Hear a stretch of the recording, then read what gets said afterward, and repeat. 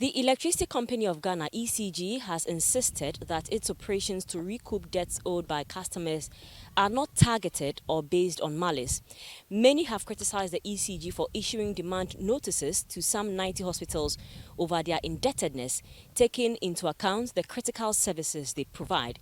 However, ECG says every debt owed by customers will be retrieved to sustain its operations. Fred Duho has more on ECG's revenue mobilization efforts. A list of 91 meters belonging to over 80 teaching and regional hospitals spread across the country, owing the Electricity Company of Ghana, was exclusively obtained by Citi News.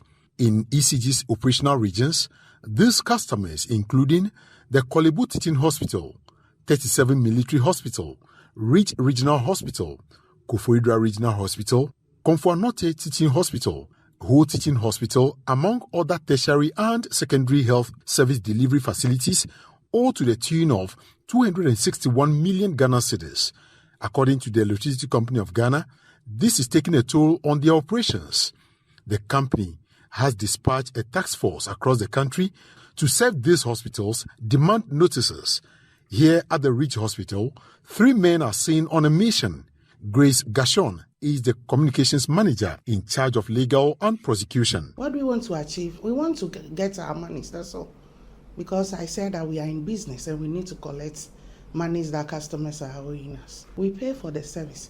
So if we are also rendering service to these hospitals, we expect them to pay for the service we are rendering to them. We don't sit down like we are relaxed and we wait till the money is up to that amount. We've been going after them. And that is why we've gotten to where we are now. She told Citi News that some of these hospitals have started showing commitment to settling their debts. But what happens to facilities that fail to honor their obligations by Monday? If you are owing us, let's say we've given you this demand notice, which allows 72 hours grace period. At least we expect you to come around. If you are not going to pay everything immediately, we expect about 70% of what you are owing. Come around. The negotiation is open to everybody. We can have a payment plan depending on how much you are owing. So you can come around with us. But there are some who will not even call. There are telephone numbers on the notices that we give out. They will not even call to say anything. Fred, what's the next thing you have to do? After the 72 hours, you move out there and still, there are some who will wait for you to come and they'll pay immediately. But if you are not going to pay, then we have to disconnect. Maybe that will push you more to come and pay. Monday going, if they don't come around. But some have started calling. So we expect that they will pay. We have today, tomorrow, and then Monday itself. The PRO of the Ministry of Health, Isaac Ofeba, noted that everything will be done to ensure no hospital suffers a blackout. We are coming in as a ministry because we own them. They are for us. And whatever problem that comes out as a result of management, it's borne on the ministry. So we made a step. We engaged Electricity Company of Ghana. They've made a proposal to us. We follow such procedure. Just that we were not fast enough to have avoided today. And we were served with this demand notice. We are pressing hard to ensure that before the timeline ends, we would be able to clear whatever outstanding debt that we owe them so that we avoid this disconnection. He explained that the situation warrants an intervention from the ministry to avoid a breakdown of health services across the country. We are talking about health here. We've been with them. The ECG has been good to us, and we have also been good to them. And so I don't see where, as a ministry, we will fail to dishonor payment to Electricity Company of Ghana. It's a situation that has come beyond us, and that is why we are now negotiating with them to ensure that we clear those debts.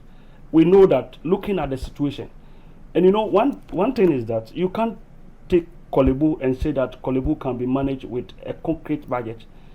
It's always budget overrun because you can't predict the number of emergencies that may come to Kolebu today. The ranking member on the Health Committee, Mita Akando, raised some concerns about the government's inability to deliver on its mandates. After last year's multiple increase in utility tariffs, most public health facilities are now bedeviled with increasing utility bills, which are placing enormous pressures on their ability to service other equally important expenditure items. As a matter of urgency, the minority would like to call on government to immediately, 1, audit the inflows of IGF to these health institutions to demand if they are sufficient to cover the rising cost of utilities in addition to all other demands, and decide as to whether its policy on not paying electricity and water bills for health facilities is appropriate. It's also important that hospitals are assisted to prioritize the payment of utility bills, i.e. water and electricity. The Electricity Company of Ghana is a business that is currently struggling due to a mirage of issues, including failure to pay debts owed some IPPs.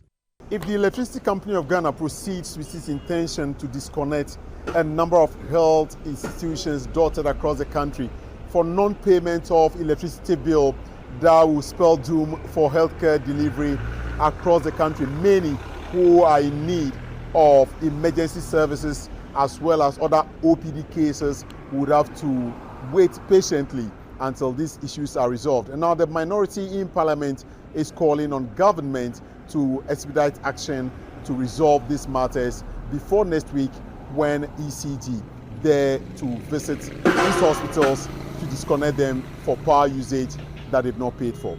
My name is Fred Duho, reporting from the Rich Hospital for Citi News.